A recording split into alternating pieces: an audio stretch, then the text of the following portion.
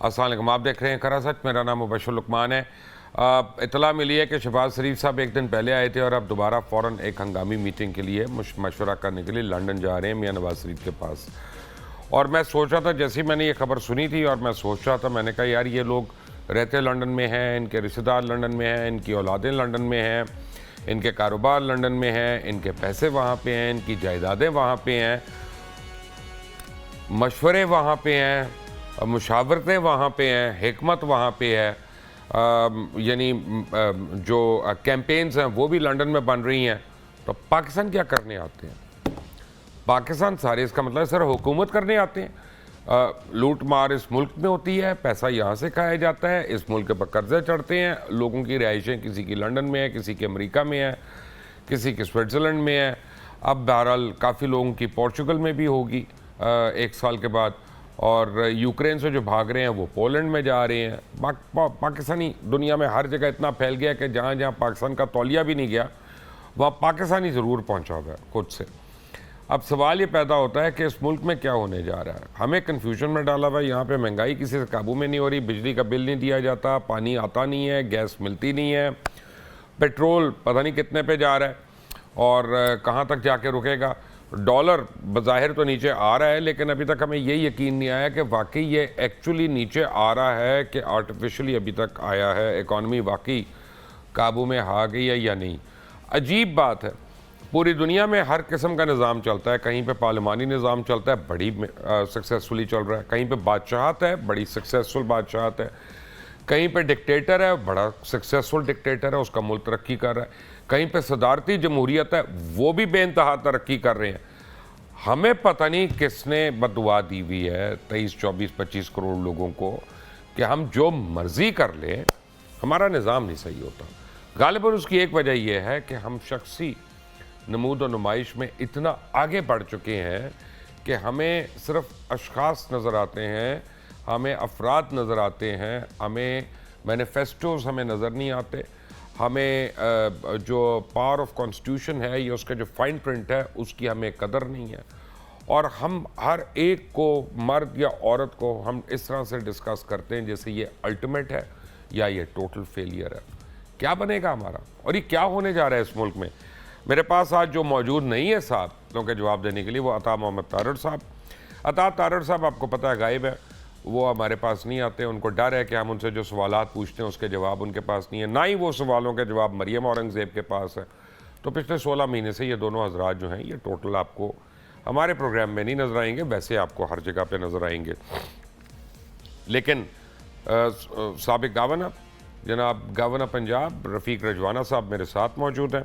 रज़ा रूमी हमारे बड़े दोस्त हैं, हमारे कोलीग हैं और वो भी हमारे साथ मौजूद हैं।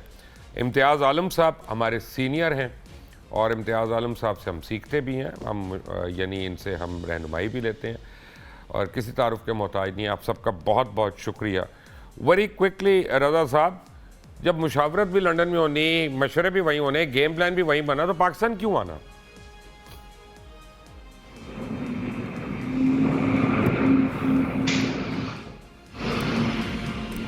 रज़ा रूमी, आपको मेरी आवाज़ आई है? जी अब आ रही है। बिल्कुल। मैंने कहा जब मुशावरत भी लंदन में, प्लान्स भी लंदन में, तो पाकिस्तान आके क्या खे खाना है? देखें, अब ये आपकी एक सतह के ऊपर तो ठीक है कि ये भी एक मजाक बन चुका है। आपने देखा है पिछले कई हफ्तों से पीएमएलएन की सीनियर लीडरशिप जो है वो लंदन तलब की जा रही है, वहाँ पे मीटिंग्स हो रही हैं और ये हो रहा है। इसका तासुर जो है अवाम में तो बिल्कुल सही नहीं जाता। उसकी वजह वही जो आप कह रहे हैं कि यहाँ पे पाकिस्तान में जो लोगों की इस वक्त हालत है महंगाई की, उनकी ये तवक्को होती है कि उनके लीडर्स उनके साथ हों, कोई हल निकालें, कोई मैनिफेस्टो, कोई पॉलिसी सॉल्यूशन दें। लेकिन इधर हमारे सियासतदानों की जो सारी की सारी तवज्जो है वो पावर पॉलिटिक्स के गिर्द घूमती है और यही वजह है कि आप देखें आहिस्ता आहिस्ता लोगों का जो एतमाद है इन पार्टीज़ में और इनकी सियासत में, बल्कि मैं तो समझता हूँ जमहूरियत में भी, वो भी कम होता जा रहा है, जो कि बड़ी अफसोसनाक एक सूरत हाल है। और ये इनको चाहिए, कम से कम पीएमएलएन को ये चाहिए कि ये अपनी ये वाले ऑप्टिक्स जो हैं इनको ठीक करें, क्योंकि वैसे इनकी बड़ी हालत इस वक्त इलेक्टोरल मैदान में ख़राब है। ऊपर से ये कि इस तरह का अगर ये तासुर देंगे कि बिल्कुल ही ये अवाम के मसाइल से लाताल्लुक हैं, तो फिर ये तो इनकी सियासत के लिए कतई अच्छा, अच्छा नहीं है। आप कितने और ना ही पोलाइट जमहूरियत आदमी के लिए। हैं। काश मैं आपसे सीख लूं थोड़ी सी डिप्लोमेसी, जिस तरह आपने प्यारे तरीके से कह दिया कि इनकी मैसेज में हालत जो है वो ज़रा ख़राब है। ज़रा ख़राब का है, तितर बितर हुई भी है, उजड़ी भी है, बकिए उधड़े हुए हैं। कमाल करते हैं आप, ऐसी बातें ना किया करें रज़ा। ये अच्छी अच्छी कॉमेडी है। मज़ीद जोक्स के लिए आपके पास मैं आऊँगा दोबारा को। इम्तियाज़ आलम साहब, ये क्या हो रहा है हमारी सियासत में?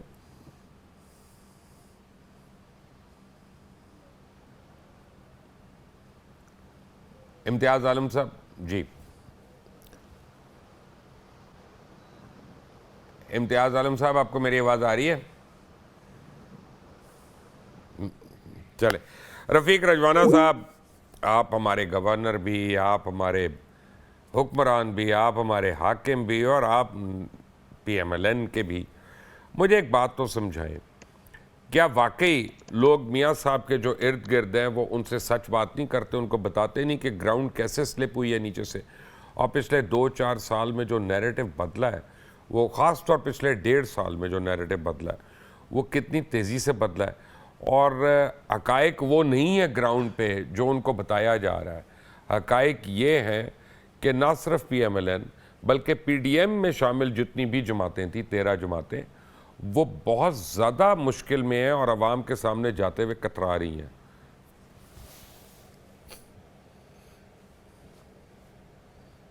तो आपका प्रिसाइज सवाल करें, वो तो एक आपने वाकयात के बारे में बताया, तो ये जो उसके बारे गेम में प्लान मुझसे बनाया है, क्या अभी मैं आ रहा हूँ आपसे प्रिसाइज सवाल में। तो गेम प्लान जो आप बना लें पहले, क्योंकि जो गेम प्लान मुझे समझ में आ रहा है वो ये कि 4 जी। जजेस और 2 जनरल्स के खिलाफ आके इंतखाबी बयानिया बनाना है। अगर तो ये बनाना है तो फिर मैं आपको अभी से बता दूं, आपका इंतखाबी बयानिया जो है ना शुरू होने से पहले ख़त्म हो गया। ठीक, ये आपकी बात हुई, मेरे से क्या पूछना है? क्या आप लोग कायम है यही बयानिया होगा या कुछ और होगा?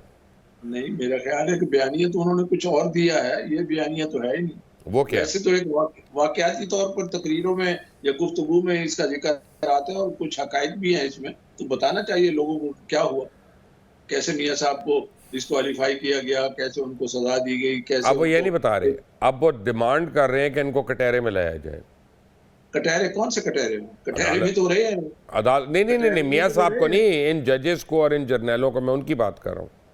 देखिए, वो हर बंदे का एक अंदाज़े गुफ्तगू है, मगर मेरा ख्याल है उसमें यही होगा कि उनको उनका जो है ना बेनकाब तो करना चाहिए। चीजें सामने आ रही हैं तो बेनकाब लाजमी करना चाहिए, कौम को पता हो।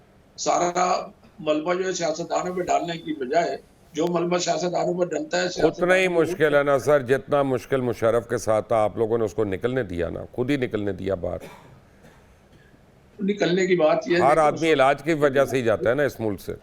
उसके बाद आप देखें उसको, फिर उसकी जो आर्टिकल 6 की इनिशिएशन थी, कार्रवाई थी, वो सुप्रीम कोर्ट के कहने पे मियां नवाज शरीफ के दौरे हुकूमत में हुई ना, फिर उसके बाद उसकी सजा भी हुई, उसको फिर उसका क्या असर हुआ? तो उसमें तो मियां सब कुछ नवाज भी नहीं हुआ सर, शरीफ उन्होंने जितनी देर हुकूमत करनी थी वो कर ली थी, खत्म बात। नहीं, आर्टिकल 6 के तहत वो अपनी जगह पे हुकूमत कर ली थी, तो उस वक्त अदालतों की उसे सपोर्ट हासिल थी मुशर्रफ को, उन्होंने उसको ब्लेस किया हुआ था, उन्होंने उसको जो है ना जस्टिफाई किया हुआ था कि बाकी ये इस हालात के मुताबिक उनका टेक ओवर ठीक था। तो किस चीज को रोएंगे आप? रफीक रजवाना साहब, मैं अगर सच बोलूंगा तो बड़ा कड़वा होगा, नहीं, और सच कड़वा होता है, आप मगर स्ट्रेट आदमी सच हैं, तो बोलना आपको चाहिए। मानना पड़ जाएगा। मैं बोल देता हूँ, जो बातें करें तो फिर उन जर्नलों के ऊपर भी आर्टिकल 6 के तहत केस चलवाएं जो मियां नवाज शरीफ को पहली बारी लेके आए थे, चाहे वो जनरल जिलानी हो चाहे जनरल ज़ियाउल हक हो। फिर उनके ऊपर पहले से शुरू होना चाहिए, क्योंकि उन्होंने असल जमहूरियत में मुदाखलत की थी। लाने वाला वो तो आइन को जो है ना, आइन को खत्म करने वाली बात थी, आइन की खिलाफ वर्जी भी नहीं, बल्कि आइन से गद्दारी की बुनियाद पर सुप्रीम कोर्ट ने ऑब्जर्वेशन दी थी कि हुकूमत इस पर आर्टिकल 6 की कार्रवाई करे, और किसी की फौज, किसी जर्नैल की सपोर्ट से सियासत में आना, उसमें आर्टिकल 6 तो नहीं आता, अलबत्ता गैर जमहूरी तरीके होते हैं। गैर जमहूरी तरीकों से काउंटिंग नहीं हुई थी, यानी जब अब वज़ीर देखें, आला बने थे पहले। बात ये है कि बात ये है कि वो पीछे बाकी बातों में जाएंगे तो फॉरेन अगेंस्ट हर बंदा एग्जैक्टली मैं यही कह रहा हूँ, इस मुल्क में आगे चले। कोई भी मुबश्शिर चीज साहब जो है आगे क्लीन चले नहीं है। आगे कैसे चलेंगे हम? मुझे तो आगे फ्यूचर ही नहीं नजर आ रहा है इस मुल्क में। क्या आप, मैं आपको सच बताता हूँ, एक मिनट रफीक भाई, आप सीनियर है मेरे से, मैं बड़े अदब के साथ आपको मैं बीच में यानी इंटरजेक्ट कर रहा हूँ। हम भी आपसे मैं सीखते आपको हैं। बताऊं कि 15 लाख लोग जो है ये मुल्क छोड़ के जा चुके हैं, 15 लाख तैयार बैठे हैं। अमेरिकन एम्बेसी अपनी डेटे पहले कर रही है विजिट वीजास के लिए, कनाडा ने विजिट वीजा ओपन कर दिए हैं, पोर्चुगल ने D7 बंद कर दिया है, 3 लाख पाकिस्तान की एप्लीकेशन चली गई है वहां पे, ठीक है ना। ये अगर कोई फ्यूचर नजर आ रहा होता लोगों को, लोग ये कहते कि यार मैं गलत मुल्क में हूं। आज भी मैं खातून को मिला हूं, मेरी दोस्त है पुरानी, और उन्होंने मुझे कहा कि मैं गलत मुल्क में हूं। मैं अब सोच रहा था, मैंने कहा यार इसने मेरे दिल की बात कर दी कि अपने दिल की है। ये तासुर आप जो बता रहे हैं ये इनवेरिएबली लोगों के जहन में है, ये दुरुस्त है। पीपल आर नॉट सेटिस्फाइड, इस मुल्क में हमारा कारोबार नहीं है, इस मुल्क में हमारा फ्यूचर नहीं है। But at the same moment इस मुल्क में लोग काम भी कर रहे हैं। आज भी एक सर्वे टीवी पे चल रहा था, उसमें तकरीबन 48-50% fact of the matter is, अपना इम्तियाज आलम साहब, देखिए, मैं किसी सूरत में भी किसी चीज को ये नहीं सपोर्ट कर रहा कि पाकिस्तान में सिचुएशन बड़ी आइडियल है।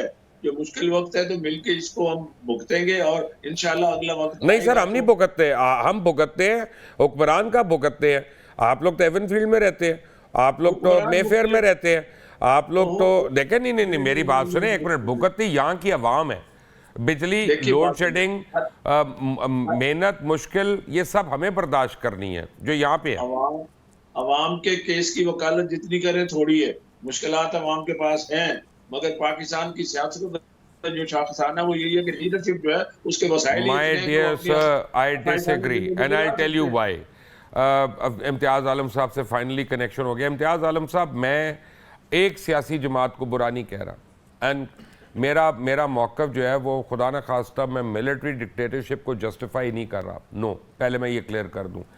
लेकिन मैं ये कह रहा हूं कि ये जो सो कॉल्ड जमहूरी क़ुव्वतें हैं, ये खुद जमहूरियत नहीं, इनके पार्टीज़ में कैसे इलेक्ट होते हैं, कैसे बनते हैं अहदेदार, कैसे चेयरमैन बनते हैं, और जौन सी मर्जी पार्टी। अगर आपने सही जमहूरियत देखनी है कि जी अमीर कोई और आता है, तो वो तो एक्चुअली जमात इस्लामी में है।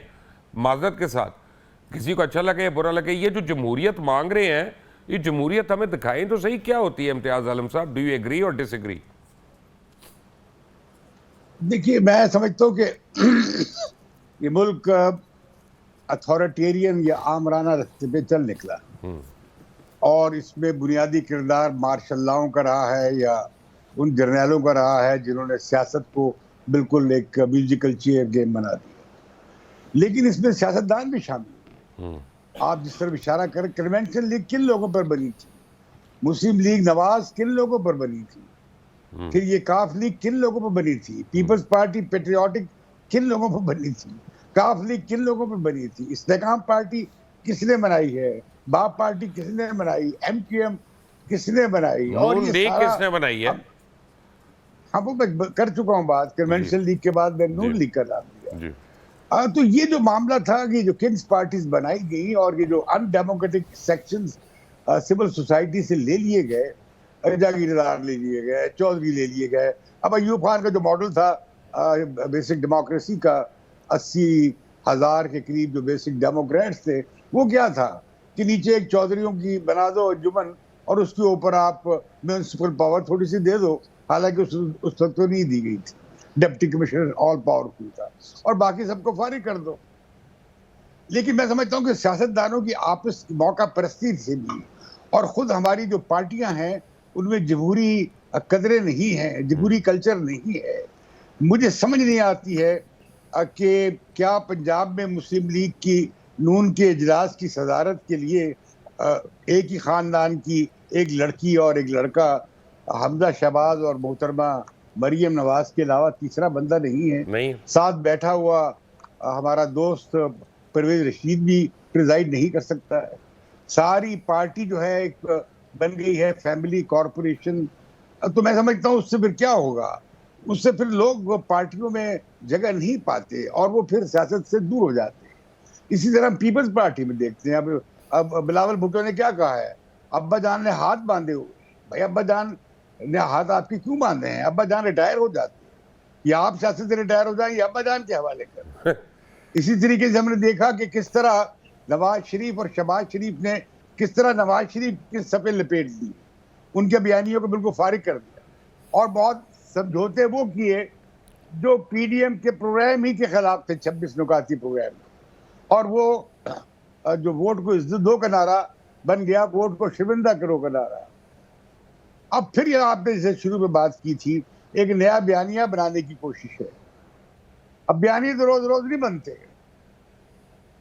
मुझे शोर आ रहा है कुछ, आपको मेरी आवाज कोशिश कर, मुझे आपकी आवाज़ आ रही है, लेकिन कोशिश करते हैं कि आपके शोर को दोबारा से एड्रेस करें। रज़ा रूमी, मैं आपको एक बात बताऊं, मैं बड़ी ऑनेस्टली कह रहा हूं, नेशनल टेलीविज़न पे लाइव कह रहा हूं, किसी ने मुझे बुरा कहना है कहे, किसी ने केस करना है कर दे, लेकिन फैक्ट है कि अगर मैं कहीं बाहर के मुल्क में अभी अप्लाई करूं ना, तो मुझे अपने सीवी पे सिर्फ एक जुमला लिखना है कि आई हैव सर्वाइव्ड इन पाकिस्तान, और ये काफ़ी है मेरी क्वालिफिकेशन बताने के लिए। इससे बड़ी कोई क्वालिफिकेशन की ज़रूरत ही नहीं है मुझे। यहाँ से इस वक्त किसी को कोई फ्यूचर नज़र नहीं आ रहा, और आप जैसी मर्जी बातें करें कि डिस्पोंडेंसी फैला रहा है एंकर, बड़ी नेगेटिव वाइब्स दे रहा है, लेकिन fact of the matter is के घर का किराया और बिजली का बिल एंड पेट्रोल मोटरसाइकिल का, इन तीन चीज़ों के बीच में आदमी को नज़र नहीं आ रहा ये कैसे पूरा करे। बाकी ज़िंदगी तो गुजारना दूर की बात है। बच्चों की तालीम, मैं कहता हूँ दफ़ा करें थी तालीम को, खुद पढ़ा लेंगे। देखिए जी, आप जो बात कर रहे हैं वो वाकई इस वक्त सबसे बड़ा मसला जो है वो माशी सूरत हाल का है, और सियासत जो होती है या समाजी तब्दीली जो होती है वो भी माशियात से ही मुंसलिक होती है। और ये जो इस वक्त महंगाई का आलम है, डॉलर का जो रेट है, पाकिस्तान के जो कर्ज़ों में जिसे कहते हैं एक स्नो बॉल इफ़ेक्ट हुआ है, ये भी यही वजह है कि इसके जो अवामिल हैं वो पाकिस्तान में जो सियासी अदम इस्तेहकाम और इंस्टेबिलिटी रही है पिछले चंद सालों में, चंद सालों में क्या बल्कि एक दहाई हो गई है तकरीबन।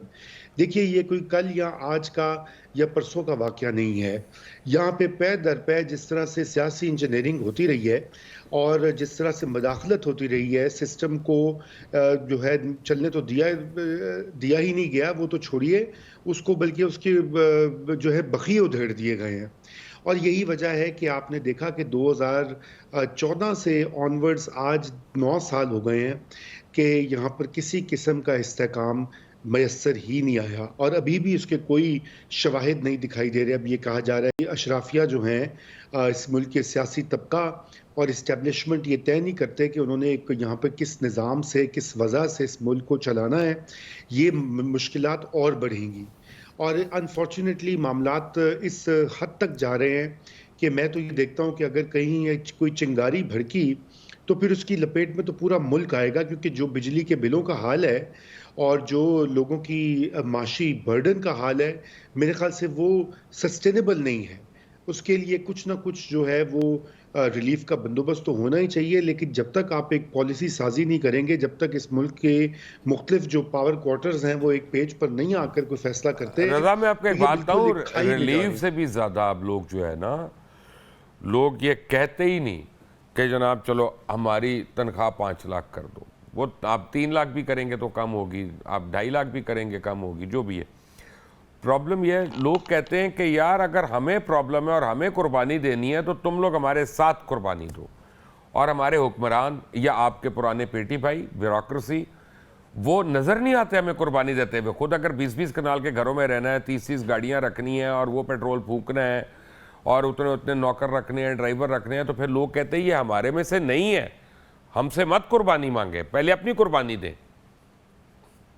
सही, बिल्कुल, लोग कुर्बानी का बिल्कुल तकाजा करें। आपने देखा है कि सरकारी मुलाजमीन, जजेस, दीगर लोगों के जो बिल्स का मसला है, बार बार वो मीडिया में हाईलाइट हो रहा है, अगरचे कि आप वो बंद भी कर देंगे। असल में जो बड़े बड़े मसाइल हैं मुबशर भाई, वो उनकी तरफ तवज्जो नहीं जा रही, और उसकी तवज्जो कैसे जाएगी? क्योंकि देखिए ना, जब आपकी पॉलिसी साजों और फैसला साज जो कुव्वतें हैं, उनका सारा ध्यान इस पर लगा रहता है कि किस तरह से एक लीडर को नाअहल करना है, दूसरे को लेकर आना है, दूसरे को ना गिरा कर नाअहल कर एक पहले वाले को लाना है।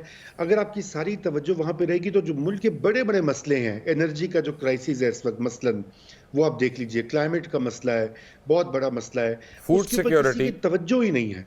फूड सिक्योरिटी, ज़राअत, आपकी एक्सपोर्ट्स, आपकी माशी मैनेजमेंट, उसके भरकस निकला हुआ है। यानी कि कई पैसे ख़त्म होते तो कभी वो कशकोल उठा के वो सऊदी अरेबिया से कहते हैं आप 2 अरब डाल दें, 3 अरब डॉलर डाल दें, कतर के पास जाते हैं, यूएई के पास जाते हैं, IMF की जो है वो मिन्नतें होती हैं। अभी फिर मार्च आ रहा है, मार्च में आप देखिएगा दोबारा से यही IMF की डील वाला सिलसिला स्टार्ट होगा।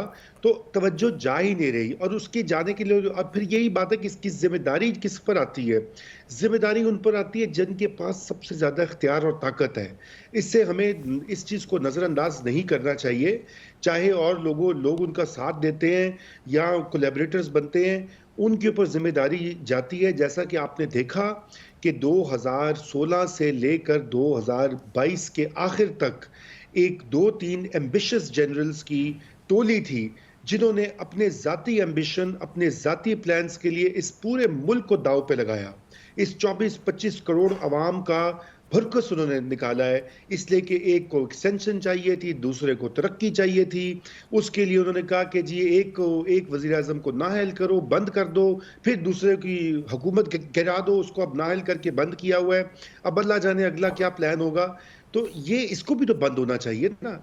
ये इतनी ज़्यादा ताकत जो है बगैर किसी अकाउंटेबिलिटी, बगैर किसी पूछगिछ के उसने पाकिस्तान को इस नहज पर खड़ा कर दिया है। और इसलिए अगर नवाज शरीफ ये एहतसाब का मुतालबा कर रहे हैं, और चाहे उनकी अपनी ज़ाती उसमें इंटरेस्ट ही क्यों ना हो, ये मुतालबा गलत नहीं है। बिल्कुल सवाल होना चाहिए उन जजेस से, उन जनरल से, उन तमाम लोगों से जो जिन्होंने खिलवाड़ किया है पिछले 6-8 सालों में इस मुल्क का, कि आज ये मुल्क एक जोक बन गया। आपने अभी पुर्तगाल का हवाला दिया, अमरीकी वीज़ों का हवाला दिया और लोगों की बेचैनी का जिक्र किया, तो फिर जिम्मेदारी की बात भी होनी चाहिए ना। हवा में तो नहीं ये सब कुछ होता, वैक्यूम में कुछ भी नहीं होता। मुबशर जी। रफ़ीक रजवाना साहब, बात यह है कि जो शहबाज शरीफ साहब जा रहे हैं, क्या ये कहीं इस्टेब्लिशमेंट का कोई मैसेज तो नहीं लेके जा रहे कि भाईजान बहुत हो गई, आपने जो बयानिया बनाना था अब ज़रा बदलें इसको और कोई और सोचे, या वाकई मियाँ नवाज शरीफ को कोई मशवरा लेना है? अभी तो आए हैं वहाँ से। वशर साहब, मुझे क्या पता किस लिए जा रहे हैं और क्या और भाई आप कड़पैंच है नून लीग के, अब तादड़ तो आते नहीं है यहाँ पे, मैं उनसे क्या पूछूं, वो तो भाग जाते हैं। खड़पैंच मैं कभी क्लेम नहीं करता, आपको मेरे तरीकाकार का और रवैयों का पता है। आप ऑनेस्ट आदमी है, इसलिए आपसे पूछ लिया है मैंने, क्योंकि आप बता देंगे। देखिए, ये सवाल मुझसे पूछना बनता नहीं है। मुझे क्या पता किस लिए जा रहे हैं, कोई ना कोई मशावरत के लिए ही जा रहे हैं। और दूसरी बात ये, अभी गुफ्तगू हो रही थी और ग़ारूनी साहब जो कह रहे थे, मैं उनसे इस बात पे इत्तफाक करता हूँ कि सियासतदानों को तो आप हरफ तनकीद पर निशाना बना के करते हैं, ठीक है, और जिन लोगों ने सियासतदानों को, वज़ीर आज़म को प्रॉपर काम करने नहीं दिया, उनकी टेन्योर कंप्लीट नहीं होने दी, उसमें अदलिया भी शामिल है, उसमें एस्टेब्लिशमेंट भी शामिल है। तो अब ये सारी बातें, हम आइंदा जो इलेक्शन आ रहा है उस पर आप ये बड़ा अच्छा रोल अदा कर रहे हैं, आवाम को भी बावर करा रहे हैं कि क्या क्या हुआ, लोगों ने क्या क्या किया। तो आवाम को चाहिए अब अगले इलेक्शन में। सर प्रॉब्लम पता है क्या है? प्रॉब्लम आपको बताता हूँ, सियासतदान को चुनती अवाम है और हम भी अवाम में से हैं, तो इसलिए हमने सियासतदान का एहतसाब तो करना है। जो ब्यूरोक्रेट्स हैं या जनरल्स हैं या जजेस हैं, इनको हम नहीं चुनते, इनको आप लोग चुनते हैं। आप अपनी फेवरेट का फेवरेट चीफ सेक्रेटरी लगाते हैं, फेवरेट कैबिनेट सेक्रेटरी लगाते हैं, फेवरेट इलेक्शन कमिश्नर लगाते हैं, चेयरमैन नैब लगाते हैं। वो हमारी चॉइस के नहीं होते, आप जाने और वो जाने भुगते। ब्यूरोक्रेट्स तो जो है, जो ऑलरेडी एग्जिस्टिंग है, उन्होंने पोस्टिंग करानी है, उस पर कंट्रोल तो जरूर होना चाहिए। मगर बात यह है कि एक स्मूथ वर्किंग के लिए जो काम चाहिए, ब्याज पूरी करनी चाहिए, वो देखें आपने किसी को स्मूथ वर्किंग करने दी गई। अब बात यह है कि इन चीजों से अगर सबक नहीं सीखेंगे। सर मुझे एक बात तो बताएं रफीक साहब, मैं नहीं मुझे एक बात का जवाब दें, मुझे प्लीज एक बात का, मुझे समझ नहीं आती, नहीं समझ नहीं आती मुझे प्लीज गुजारिश यहीं पे मैंने इंटरजेक्ट करना है, माजरत, बड़ी माजरत, अदब के साथ। मैंने 4 वजारतें संभाली हुई हैं, ठीक है ना, और सिर्फ एक वजारत के अंदर मैंने 2 महीने के अंदर 9 बिलियन रुपया सैंक्शन किया था। मुझे तो किसी ने नहीं रोका, मुझे किसी ने नहीं टोका, मुझे किसी ने नहीं तंग किया, मुझे किसी ब्यूरोक्रेट ने तंग नहीं किया, मुझे किसी बाबू ने आके ये नहीं बताया कि ये नहीं हो सकता या ये गलत है, क्योंकि मैं रूल बुक पढ़ता था और उस हिसाब से करता था। ये आप लोग इतने इतने साल हुक्मरानी करते हैं, आपको अपना काम क्यों नहीं करना आता? काम करते हैं लोग, बात वो जरा नहीं करते। तो अब बात ये इन सारी चीजों को सामने रख के अब मैं कहता हूँ अगला इलेक्शन आ रहा है, इलेक्शन में एहतसाब कर रहे हैं लोगों से, इसी से तो मेरी जान जा रही है कि अगला इलेक्शन आ रहा है। बट रफीक रजवाना मेरे साथ है, रजा रूमी मेरे से, आज़ालम मेरे साथ है। एक छोटी सी ब्रेक के बाद आते हैं, take a quick break but stay tuned.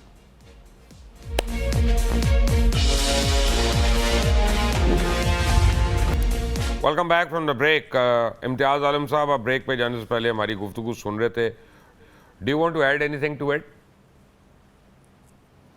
देखिए, मैं तो इस मुल्क में को इम्प्लोजन की तरफ जाते देख रहा हूँ, और जो तमाम बड़े एक्टर्स हैं वो क्राइसिस को हल करने की बजाय बढ़ा रहे हैं। जी हाँ। और तीसरी बात ये है कि ये पूरा सिस्टम रॉटन है, रॉटन हो गया है। एक 28 मिलियन डॉलर की ओपन मार्केट ने फॉरेन एक्सचेंज की जो बहरान पैदा किया था, असल में वो बहरान उनका नहीं था, वो उन्हीं का है जिन्होंने पूरी पाकिस्तान की मईशत का बहरान पैदा किया हुआ, जो न टैक्स देते हैं, न पैदावारी कामों में इन्वेस्टमेंट करते हैं, न रिस्क लेते हैं, जो पैसे रखते भी नहीं हैं, पूरे डॉलर की स्मगलिंग भी करते हैं, सोने भी इकट्ठा करते हैं और होर्डिंग करते हैं और बेच डालते हैं। तो ये पूरा सिस्टम आपने देखा, थोड़ा सा एक्शन हुआ, डॉलर 200 325 से 30 से आ गया 295 रुपए पे। क्या हुआ? कोई आज़ाद मंडी में मुदाखलत की गई? नो, आज़ाद मंडी में चल रहा है काम। लेकिन जो ब्लैक मंडी है और ब्लैक धंधा है, पाकिस्तान में पूरी मईशत पे काला धंधा छाया हुआ है। ये गवर्नेंस का क्राइसिस है। दूसरी बात ये है कि सियासी बहरान आप क्यों बढ़ा रहे हैं? देखिए, आप ये भूल रहे हैं कि आपने 3 असेंबलियों ने अपनी मुद्दत पूरी की है। 15 साल जमहूरी तसलसल रहा है। अगर ये 2017 वाली साजिश न होती और सिस्टम को डिस्टेबलाइज न किया जाता और अपना खास हाइब्रिड निज़ाम न लाया जाता, तो ये क्राइसिस सियासी बहरान नहीं बनना था। अगले इंतखाबात में मुस्लिम लीग फारिग हो जाती, पीपल्स पार्टी उससे अगले इंतखाब में फारिग हो जाती।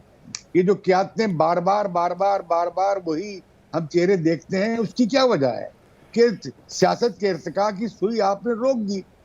तो मैं ही समझता हूं कि अभी क्यों नहीं आप इलेक्शन वक्त पे करा रहे, आप क्यों नहीं, आप 30 सितंबर को अगर आप कह रहे हैं कि हल्का बंदियां मुकम्मल हो जाएंगी, इम्तियाज साहब, तो मादत के साथ लेट मी इंटरजेक्ट, हम इसलिए नहीं करा रहे नवंबर के आखिर में, हमें पता है कि हमने हारना है। खत्म करें बात। आप हारना तो हार जाए, क्यों हार जाए हम? यही तो बात है। हार जाए आप, अगर अवाम आपके साथ नहीं है तो क्या पाकिस्तान मकबूजा पाकिस्तान है? पाकिस्तान और भाई ये समझा लें आप 13 जमातों को। 13 जमातों की बात नहीं है। 13 जमातें लड़ती हैं, लड़े नहीं, उनकी मर्जी है, उन्हें पूरा हक है। मसला ये है कि अवाम का हक के राय दही, आप सुबह शाम कश्मीर को हक के खुद इरादियत दो, हक के राय दही दो। अपने मुल्क के अवाम को सीरियस लेके हम अपने लिए थोड़ी कह रहे हैं, कश्मीर के लिए कह रहे हैं। नहीं, कश्मीर को तो बड़ा याद आता है आपको हक के राय दही। आपको याद अगर नहीं आता तो पाकिस्तान के अवाम के हक के राय दही नहीं आता। I agree with you. ये वैसे ही है जैसे कश्मीर के अवाम के हक के राय दही। I agree. ये मुख्तलिफ नहीं है। तो मैं समझता हूँ कि ये पीपल्स पार्टी का मसला भी नहीं है, इमरान खान का नहीं है, नवाज शरीफ का या जरदारी का या बिलावल का। ये मसला है पाकिस्तान के अवाम को आप हक देते हो या नहीं देते हो। गलत है, नुमाइंदे चुन लेंगे। पाकिस्तान के अवाम को तो हम टमाटर और प्याज का रेट नहीं चुनने का वो देते इख्तियार, आप राय दही की हक। हम टमाटर का रेट बनाने का इख्तियार नहीं देते पाकिस्तान की अवाम को, चीनी का नहीं देते कि हमने एलीट का, खवास का कब्जा करवाया है। हमने हर तरफ उन्हें बिठा दिया है। हर काबीना में वही लोग होते हैं, उनके रिश्तेदार और अजीज होते हैं।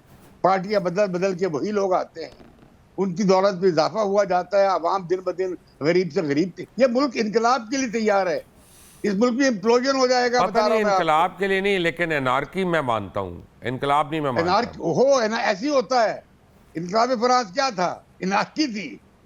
इनकलाब फ्रांस में क्या आप एक कौम थी ना इम्तियाज भाई वहां पे, यहाँ पे तो हर सूबा अलग, हर एथनिक और रिलीजियस डिवाइड और बरादरी की डिवाइड।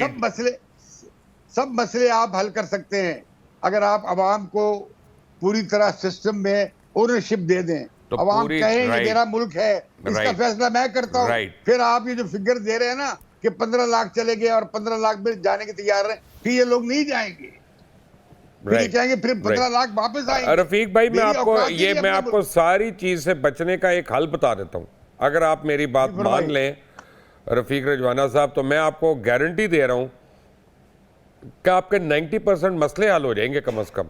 इलेक्शन के भी लोगों को बड़ी बात है, बताइए बताइए। आप फौरी तौर पे लोकल बॉडीज करवा दें और फिर इलेक्शन करवाएं लोकल बॉडी के, और लोगों को कंट्रोल दे दें। इलेक्शन क्यों कराया जाए भाई? इस वक्त कौमी असेंबली का इलेक्शन क्यों है? क्या कह रहे हैं इम्तियाज साहब? सॉरी भाई देखिए, हमने लोकल गवर्नमेंट के इलेक्शन देख लिए हैं, सिंध में, हमने खैबर पख्तूनख्वा में देख लिए हैं, बलूचिस्तान में भी देख लिए। ये पंजाब में रोक के बैठे हुए थे, हाँ। जो सबसे बड़े इनकलाबी रहनुमा थे इमरान खान साहब। अब मामला ये है, वो म्युनिसिपल पावर का मामला तो कॉलोनियल पीरियड में मिला है। असल पावर ये है कि अब अवाम को नेशनल पावर मिले और ग्रेड 22 का कोई अफसर तय ना करे, ग्रेड 22 का कोई जज तय ना करे, कोई ग्रेड 22 का फौज का अफसर या ब्यूरोक्रेट तय ना करे। ये अजीब मुल्क तमाशा बना हुआ है। देखिए, आप कितनी, मुझे बताइए, जब आपके यहाँ 3 असेंबलियां ने मुद्दत पूरी कर ली है, तो आप 4थी असेंबली की तरफ चले जाएं, 5वीं असेंबली की तरफ चले जाएं। कम से कम पॉलिटिकल सिस्टम तो भरने दे, बनने दे। जी रजवाना आप बनने ही नहीं साहब देते। सही कह रहे हैं, आप रजवाना बनने- साहब वो ये सही कह रहे हैं।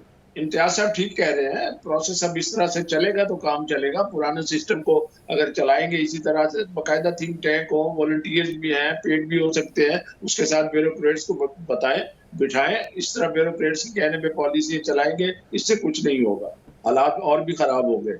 तब्दीली आएगी, तब्दीली लाएंगे इसमें, सिस्टम में और वर्किंग में, पॉलिसीज में, और अपने जो बेसिक इश्यूज हैं उनकी निशानदेही करें, आवाम को बावर कराएं, तमाम जमातें मिलकर बैठ कर बावर कराएं कि हमारे मसाइल ये हैं और पैदा करदा भी इन्हीं हालात की वजह से हैं, तो हम मिलकर इस इशू पर तो हमारा कोई इख्तलाफ नहीं है, तो उस पर आगे चलें और उसी तरह से पॉलिसी बनाएं, फिर किसी हुकूमत को एक्सिक्यूशन के लिए दे दें जिसकी हुकूमत बनती है, और आज़ादाना इंतखाब हो, अवाम जिसको मुंतखब करते हैं अवाम मुंतखब करें। मगर जो अवाम का हाल है, अपना मुबशर साहब और इम्तियाज साहब और रज़ा रूमी साहब, आप बिल्कुल ठीक कह रहे हैं। क्या अवाम की कितनी दिलचस्पी है सियासत में, क्या अवाम की कितनी मैं वजह दिलचस्पी बता है देता हूँ आपको। अवाम की दिलचस्पी इसलिए नहीं है, जब एक ही खानदान के सारे हुक्मरान आ जाएंगे तो अवाम ने क्या वहाँ पे खे खाने आना है?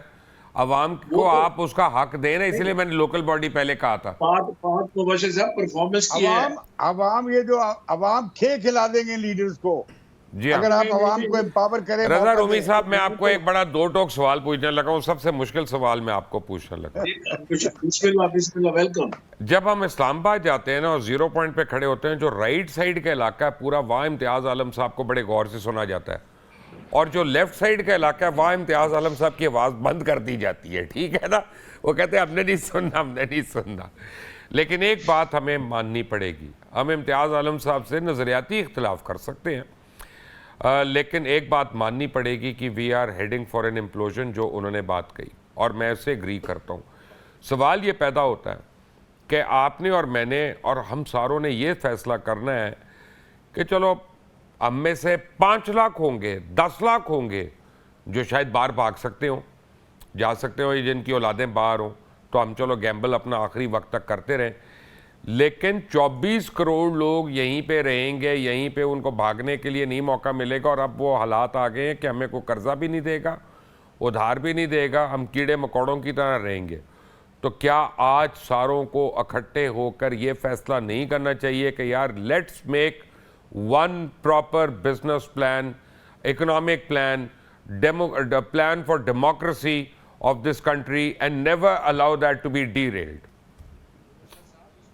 देखिए, आप ये प्रोग्राम में कर चुका हूं कि इसके अलावा कोई चारा नहीं है। अवाम अब मंशूर और अवाम अब बयानिए पे नहीं खड़े होंगे, अवाम इस बात पे खड़े होंगे, तमाम सियासी जमातें बैठे जो इस मुल्क के मेजर इशूज हैं उस पर उनका कंसेंसस हो कि these are the major issue, और इनके हल का क्या तरीका है।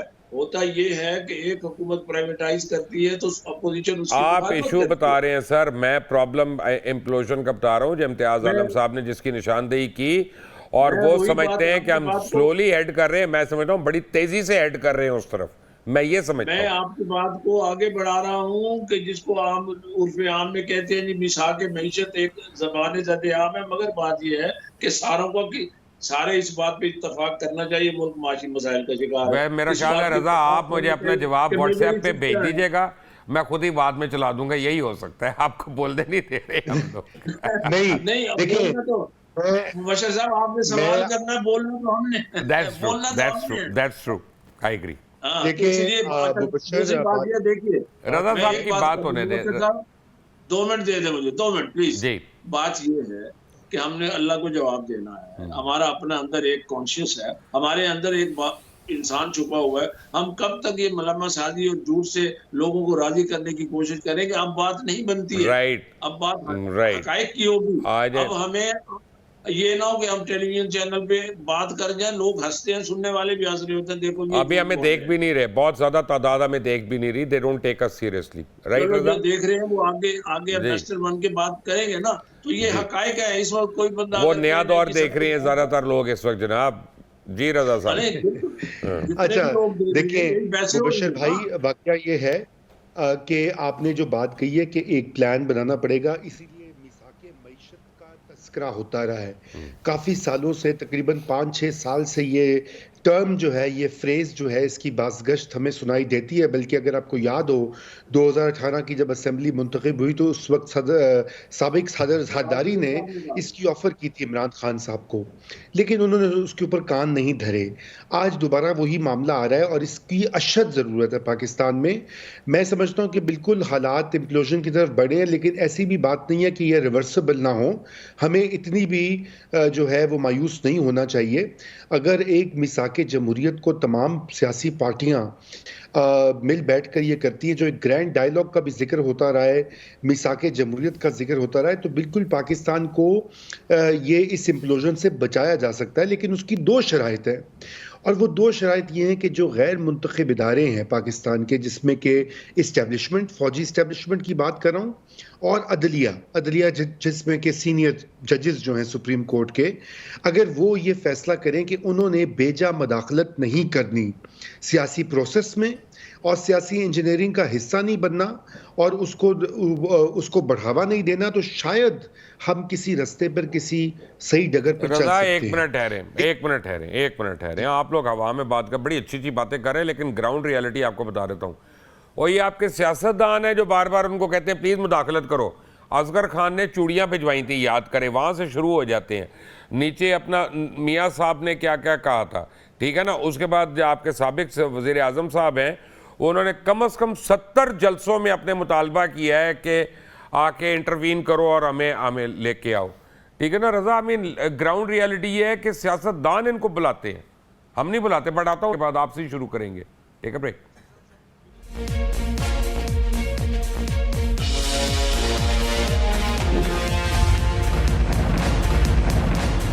Welcome back from the break. Raza Rumi, आपकी बात नहीं कंप्लीट हुई थी, मैंने ब्रेक ले ली थी, आप प्लीज कंप्लीट करें।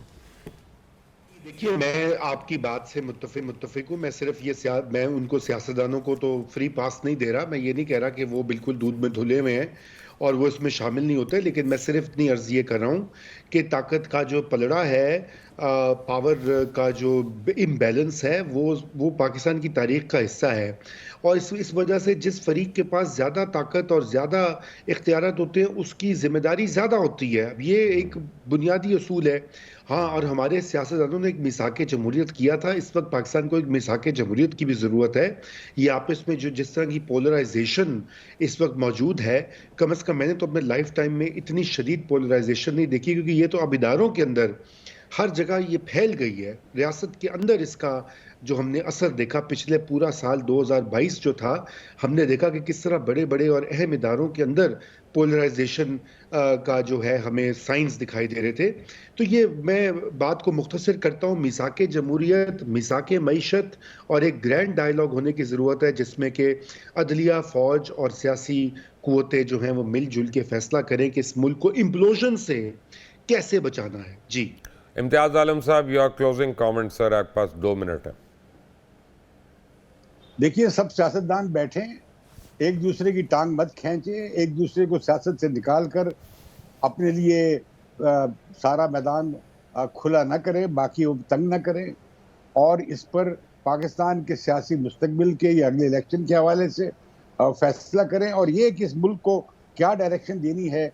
मिसाल की मीशत पे तो अब क्या बात की जाए, सारी पार्टियां IMF के प्रोग्राम पे राजी हो गई। भाई अवाम का भी सोचा जाए, उनके लिए भी कोई मिसाल की मीशत हो। तीसरी बात यह है कि ये आप तजर्बात बंद कर दें। आपने जो इमरान खान का तजर्बा किया नाकाम हुआ, आपने फिर जो शहबाज शरीफ का तजर्बा किया हाइब्रिड निज़ाम 2 का, वो भी नाकाम हो गया। अब आप हाइब्रिड निज़ाम 3 बनाने जा रहे हैं, वो नहीं चलेगा, वो भी नहीं चलेगा। खुदारा खौफ करें, इस मुल्क की हालत पे रहम करें। बहुत हम किनारे पे आ गए हैं, बिल्कुल किनारे पे। We are the big. Rafiq Rajwana साहब, योर क्लोजिंग कमेंट सर। मैं समझता हूँ जी कि सियासत का महवर अवाम होने चाहिए, और सियासतदानों को अकल के नाखून लेने चाहिए कि तीसरी या दूसरी मुदाखलत जो है उसको बर्दाश्त न करें, ना ही इनवाइट करें।